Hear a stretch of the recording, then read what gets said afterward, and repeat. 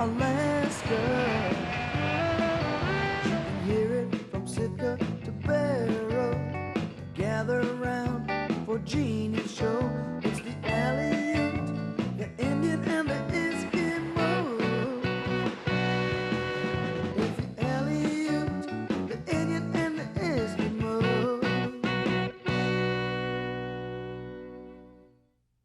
Hello and welcome to Heartbeat Alaska. Native News and Information, I'm Jeannie Green.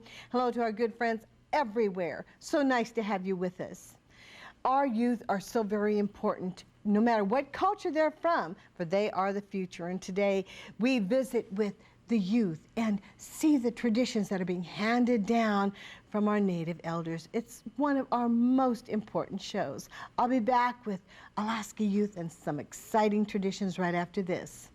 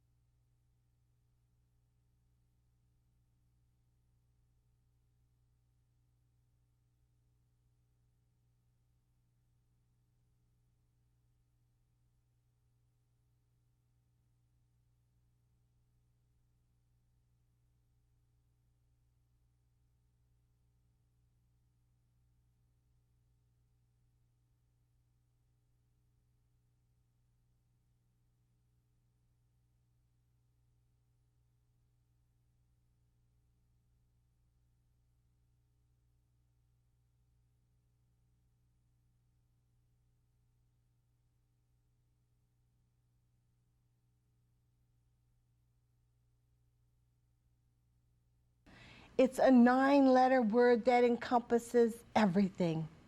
And from the time we're born, this word is like a link from our past to who we are today, to who we're going to be tomorrow.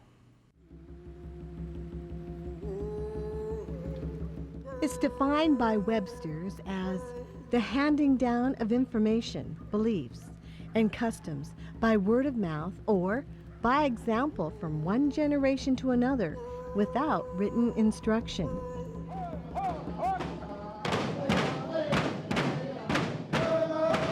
For the Native people of Alaska, it's a way of life, a way of assuring that our culture will live on forever.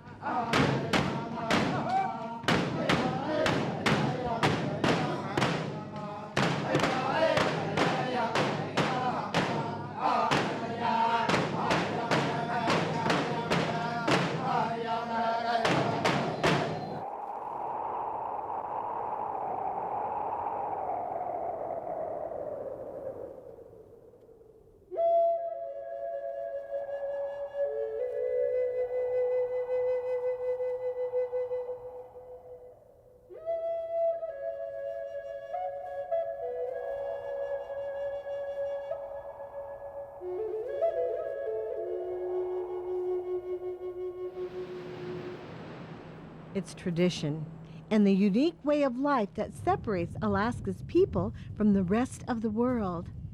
Whether it be the lessons of survival or the legends and stories told through song and dance, the ways of our ancestors still live on in the ways of our people today. It's the uncompromised dedication of our elders to teach these ways and the unquenchable desire of our youth to learn their history that makes the passing down of tradition possible.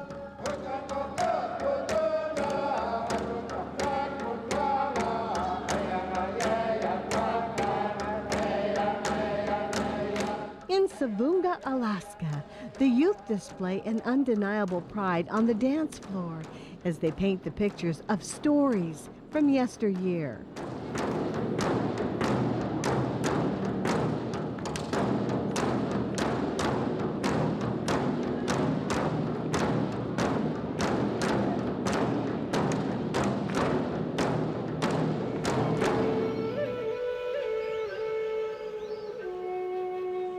Located on the north coast of St. Lawrence Island, the Siberian Yupiks of Savoonga are closely tied to the earth. They rely heavily upon the Bering Sea to provide most of their food. This is dried Noongwook meat, mucklet, bearded seal. Good? Yeah. Delicacy. Not only do they harvest seal, walrus, whale, and fish, but the nearby cliffs provide a nesting ground for the murre and the eggs that these sea-dwelling birds lay.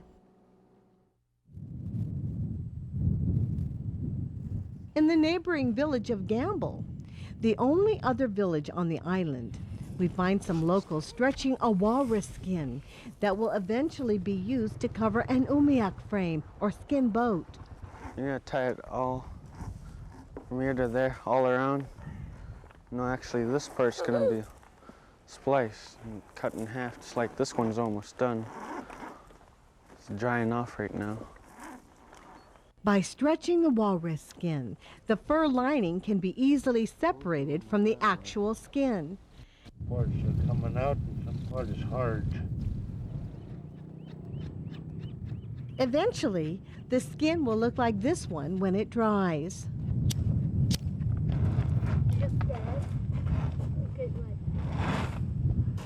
For Sam Okhtokiyuk, the day will come when he will have to stretch a walrus skin and cover his own umiak.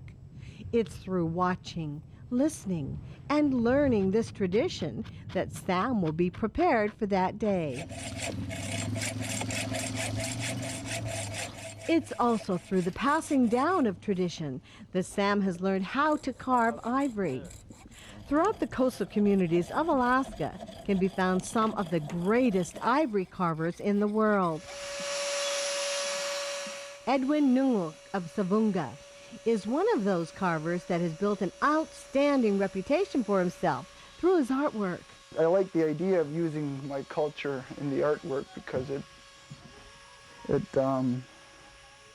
helps recognize who I am and where I come from. I've started when I was younger at school. I took some classes with Alexander Akea. And when I traveled over to Gambell and I'd run into Ron, carving inspired me to carve something too. And I remember back when he asked me to carve a piece and I didn't know how to carve it, and he'd get me started on that, and I'd ended up finishing it. And I came back and carved 5 more the same way and kind of picked up from there. And I tried doing different things when I was first working on some human figures, and I thought I wouldn't do any faces, you know, and then I just grind it down anyways and carve it up a little bit, and then face would start to show, and as you're going, it would be finished.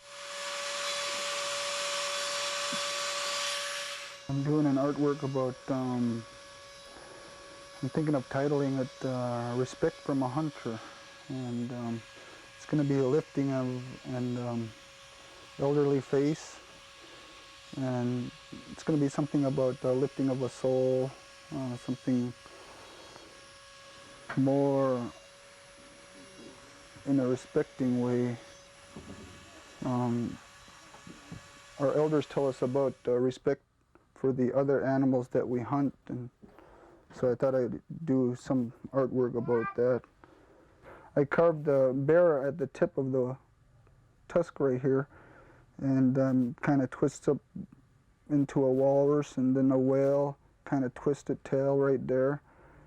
And this is going to be a bearded seal. It kind of goes around the waist of the man that I'm going to be carving, and it's going to be stretched out as to where it's lifting an elderly face, and I'll carve up a young man's face right there and kind of make this more of an elderly face where it has a ruff there. And so it's kind of going to show a little, it's going to represent a story of lifting of the soul of an elderly man, and it's going to show the respect for the animals. With the harvesting of the walrus, the hunter also takes the tusks of the great mammal.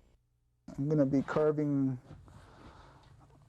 a whale on this side and probably bear or something else on the other side, and he kind of liked the idea of having it out. And once I get it in there, it's going to be a nice looking tusk. But yeah, these are male tusks. You can notice by the thickness and the length, and it's an adult male tusk, this one. And you could notice the difference between the female and the male by the thickness. And usually a bull is a lot bigger than female. When these tusks are carved into artwork, they can bring a high price in today's market. Sam is well on his way to joining the ranks of master carver, thanks to those who taught Sam what he knows about carving and the dedication of the young people of rural Alaska. Like Sam, Okhtokiyuk, this tradition will be carried on into the future. Traditions are so very important.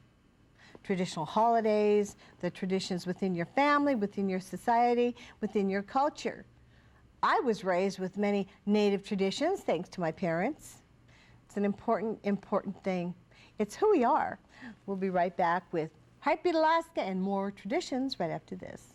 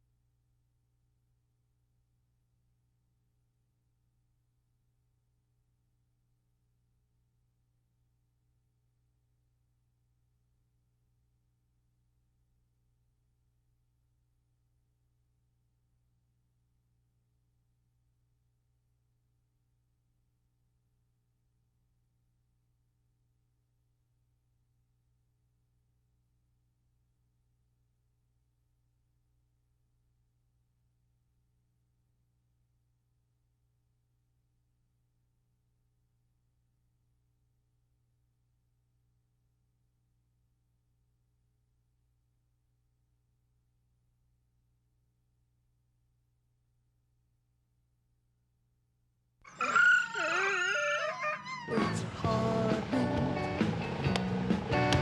Alaska. It's Heartbeat Alaska.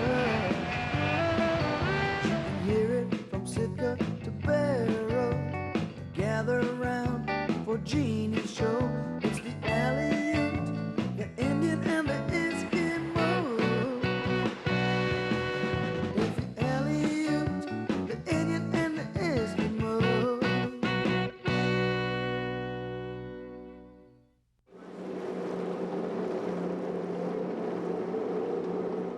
During the summer months, the native people of Alaska spend much of their time at what is fondly known as fish camp.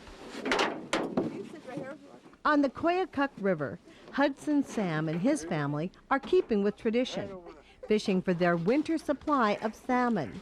From the setting of the net to the jarring of the fish, it's a summer-long lesson for the youth of Huslia, a lesson that has been passed on for generations. On this set, Hudson and his crew caught 98 chum salmon that will be used to feed his family and his dogs throughout the winter. And although it looks like a lot of hard work, the real hard work is yet to come. Find out. As Hudson cuts the fish, two young ladies watch with curious eyes, waiting for their turn to try their hand at this age-old tradition. Okay, wait, what the hell do? Okay, wait, move your hands over. Okay, what do we do with the head? Haley and Courtney too. Wow, look how bloody it is. I can't cut the bone. As the saying goes, practice makes perfect. From the cutting table, these fish make their way to Savoonga Sam, where she hangs them to dry. The preparation and storage of these fish is another valuable skill for these youth to know. Then you just make your mark. Yeah. And then you go again. And then you just cut it right there, and you cut it in half. Okay. Through hands-on experience, these kids are not only learning the ways of their people, but are experiencing it as well. Okay, these are too big. Look. It's a dedication of the elders and adults of our communities that makes the passing down of tradition possible, but just as important, it takes the desire of our youth to learn these ways. In Selawik, Alaska, there is no lack of interest among these kids as they watch Norma Ballot carve mastodon ivory. If you have any scratches on it, this is when it'll show up. Selawik and the surrounding area is believed to be the area where thousands of mastodon crossed the tundra tens of thousands of years ago. Today, discoveries of mastodon tusks, many still intact, are being found. For the future carvers of Selawik, it's a unique medium that holds a fantastic history, and fortunately for these youth, it can be found right in their own backyard. For Norma, passing this tradition on is something she loves to do. In fact, Norma teaches a carving class at the local school. So you'd be amazed at how much you could actually make from just a simple piece like this, for instance. That one could probably go for $600 once I'm done with it. So you just got to be interested in it, and through trial and error, you'll eventually become professional. Over the years from working with Ivory, one thing I found out is that I'll leave some parts of it raw. Like for instance, this is going to be a bracelet. On Okhtokiyuk Island, you won't find very many ivory carvers, but you will find a community that wears its pride well.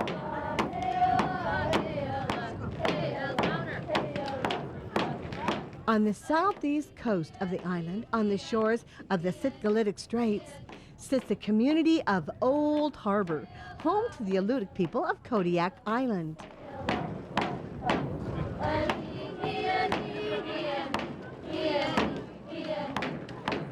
Over the last few years, the village has seen a growing interest within the youth, an interest to know more about their history, about their culture, and about their dance.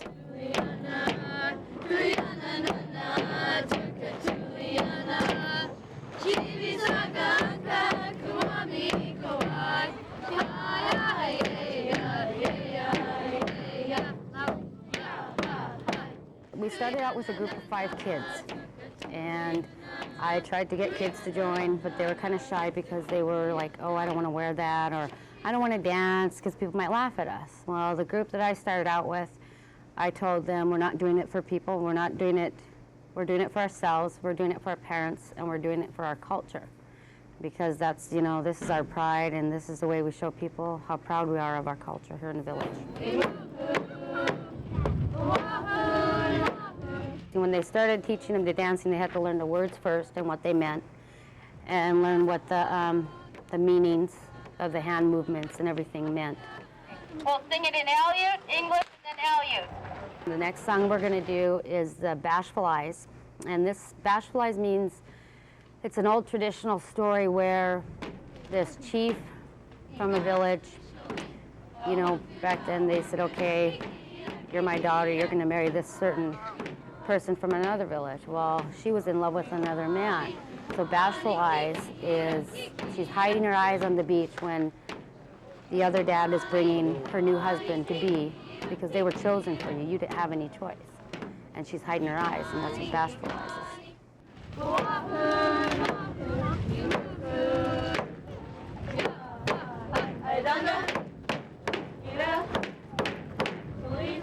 We're very proud of who we are, and I'd love to show you the regalia. The top part that you see is the headpiece for a traditional Native woman, and these symbols, the more beads you had, the more wealthy you were. And the traditional way, the Alutiiq way, is your eyes are covered. Women were never allowed to look up. Your eyes had to be covered. You always had to look down. And like I said, let's say this headpiece, that would be a chief's wife because of all the design. They'd trade beads, they'd get the birds, everything would be handmade. Everything would be traditional, made out of seal, sinew, ivory, whale, and the bird's beaks. But this is a traditional Alutiiq headpiece. And the regalia that she is wearing right now is a traditional woman's regalia, and the same meaning with the headpiece. The more beads, the more ivory, the more decorations you had, the wealthier you were. Made out of rabbit, fox, weasel. And the drums we have were made out of seal hide and the bark of the trees. And the strings would be made out of sinew. So everything was all natural. Nothing was wasted. The kids are real interested in it, and they're here because, like I said, for their pride, for their parents, and to honor our culture.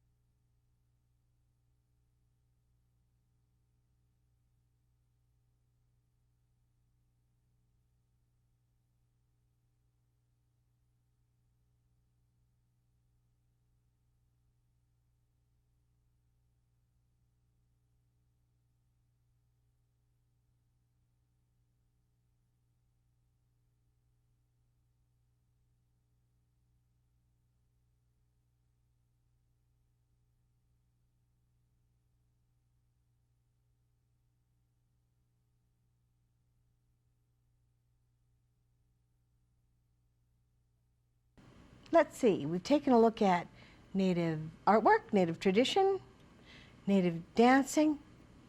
What's missing? Oh, yeah.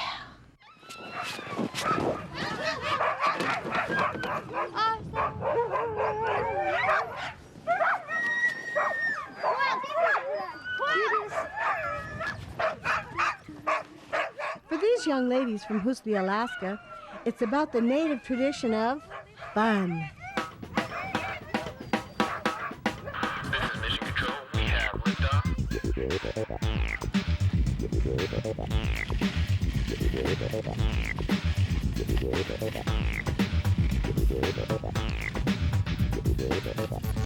These girls are running Tim Pavlik's dogs around 6 Mile track.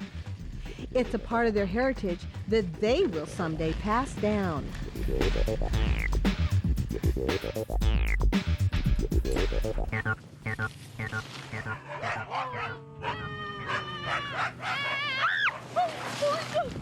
Right now, Nadia and the kids are going to get the food ready to feed the dogs. This is a blend of dog food, oils, and bone meal. They're going to mix it until the food's really mixed up nice. The kids are helping me out with the dogs like they usually do. They've been looking forward to running them all summer long. They help me feed the dogs all summer, clean the yard, water them. They enjoyed it a lot. Sometimes I had a four-wheeler to hook up my dogs, and I had a four-wheeler behind us, and both are packed. And we can't forget the age-old tradition of hooky bobbing.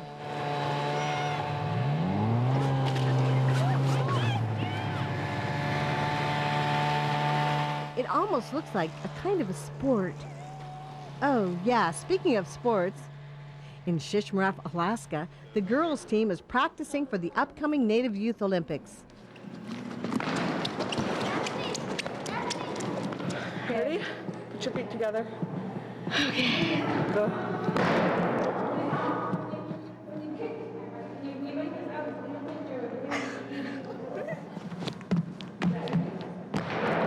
Irene Ahgupuk competes in a variety of events that range from the scissors broad jump to the Alaskan high kick, while Nicole Turner specializes in the one-arm reach. Cool. We go change. A little further south, Youth from St. Mary's and the surrounding villages are competing in the Native Youth Olympics held this year in St. Mary's. Unfortunately, our stay in St. Mary's was brief, and we had only a chance to videotape 3 events: the Alaska high kick, the wrist carry, and the 1-foot high kick.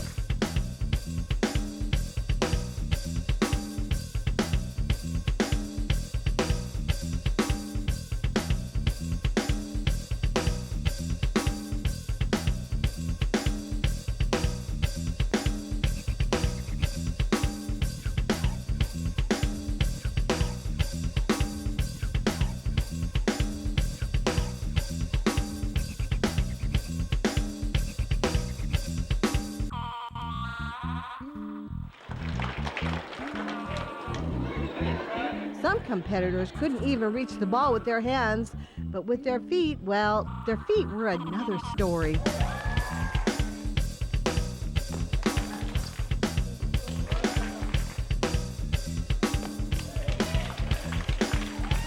The competition was fierce. As the ball was raised, so were the standards.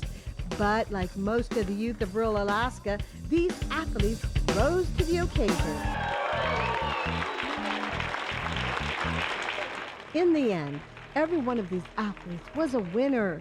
For when they display their talents and love for what they're doing, they carry on a tradition that has survived for centuries.